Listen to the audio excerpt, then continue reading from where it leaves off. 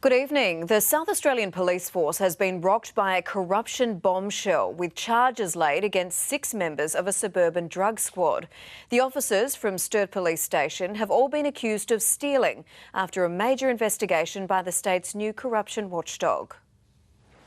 18 months after becoming the Independent Commissioner Against Corruption, Justice Bruce Lander announces his first scalps. I was disappointed to hear of the allegations. I was disappointed when the evidence was obtained. 6 officers from Sturt Police Station, including a sergeant and senior constable, accused of working together to steal a number of items. Liquor, tools, some electronics. Police referring the investigation to ICAC in January, leading to today's charges. We'll be looking at what opportunities they had that formed this little subculture that they operated in this manner. The 4 men and 2 women made up a 7-person team working on Operation Mantle, which targets street-level drug crime. But police say there's no evidence drugs were being stolen. The arrests today don't finalise the investigation. This investigation will be ongoing. Other police stations are yet to be investigated, but police believe the activities were isolated. The allegations are very disappointing, but it shouldn't be seen as a reflection on the other 4,500 police officers who go out and do their work on a daily basis to the best of their ability. SAPOL has a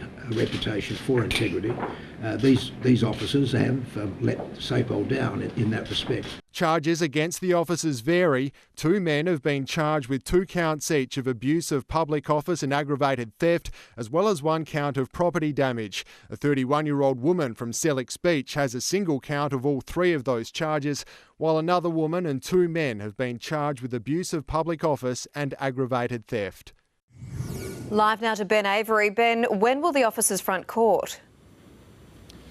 Well, Kate, police have told us this afternoon they will appear here in the Adelaide Magistrates Court on December 19, so a little over 2 months away. In the meantime, the 4 men and 2 women have been granted police bail, and they will also be suspended from the police force with pay. Thank you, Ben.